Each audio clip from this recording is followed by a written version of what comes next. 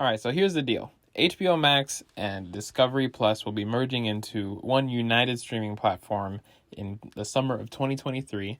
But the fallout of that decision is that the Discovery CEO and the senior executives and leadership over there want to reshape the strategy for HBO Max and all of the content coming out, including some of the already finished films that are in post-production, including Batgirl, which has been the biggest headline to come out of all of this.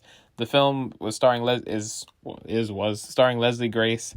There's a bit of anticipation behind it. It wasn't meant to be a blockbuster by any means, but it was meant to be a small screen offering that was going to bring back Michael Keaton as Batman.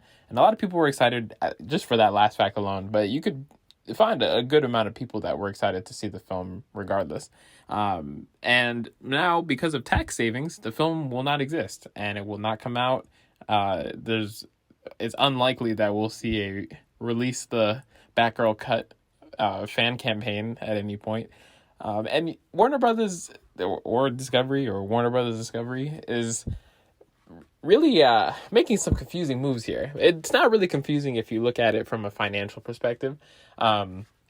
Basically, what the approach is right now is if it doesn't make money right now, don't make it right now.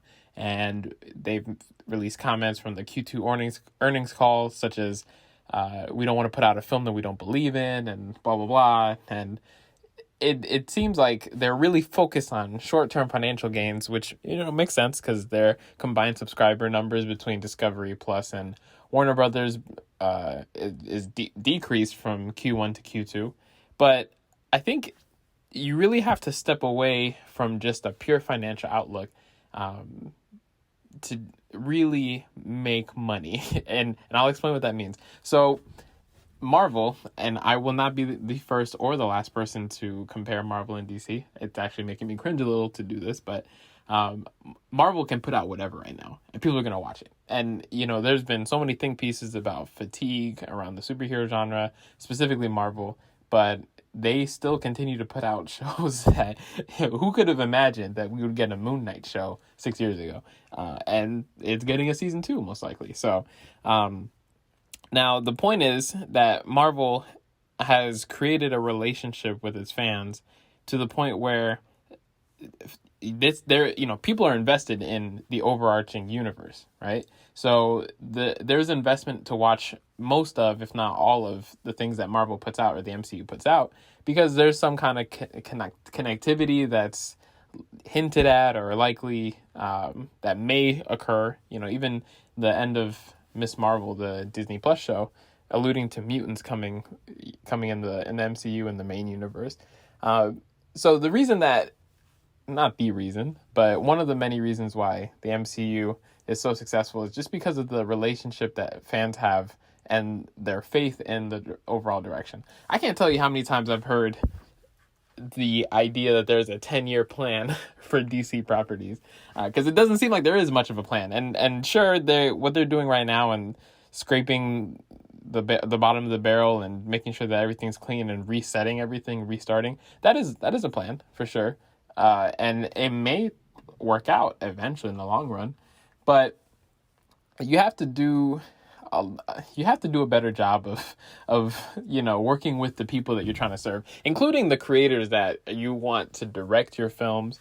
And with all the people laid off from this merger and all of the people that put months and months and months of work into Batgirl or Scooby-Doo, The Holiday Haunt, and Little Ellen, all the people that put so much work into these productions, it's just shot. There's just nothing that's going to come out of it.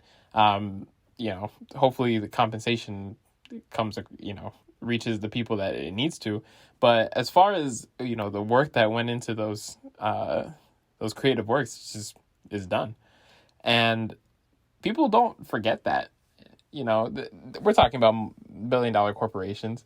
So, the ideas of a couple of fans are not going to make or break their business, but it is important to establish a relationship. And obviously nobody wants to put out bad content, but I mean, if we're looking at DC's track record, they really, it's more misses than hits right now. So what I'm trying to get at is that by making these hard-hitting financial decisions, people are going to lose faith. They're not going to just show up just because you want them to show up, or you slap a big logo on one of their characters or your films or your posters and things like that. Like now Marvel can put out a Squirrel Girl movie, and they're probably going to make $1 billion off of it or something close to that. So DC doesn't have that clout. They need to figure out a direction and stick to it, and maybe that's likely what they're doing right now. But nobody comes across as a winner when you release news like this and you just completely go scorched earth. And the funny thing is, they're not even really going scorched earth, because they're not afraid of losing $90 million that they spent on Batgirl, but they are afraid of losing $200 million. And obviously, I know that's a $110 million difference. But the lead of the Flash, Ezra Miller, is a felon. We have seen their crimes in 4K on the internet. So the CEO of Warner Brothers Discovery noted that he's still very excited about The Flash coming out. Nothing has changed in their plans so far that's been announced to release that film. So I guess some things are cool and some things are not, but we're sticking with the things that are extremely not cool. This is very subjective, at least from a content perspective. But I think, if Warner Brothers wants to make money in the long run and just pump out good content that makes a lot of money, they have to really do a strong, solid job of maintaining relationships with fan bases. I'm sure Young Justice cancellation is on the way. Titans cancellation is on the way, which might not be the worst thing. The Green Lantern TV show that was rumored is allegedly getting canceled now too.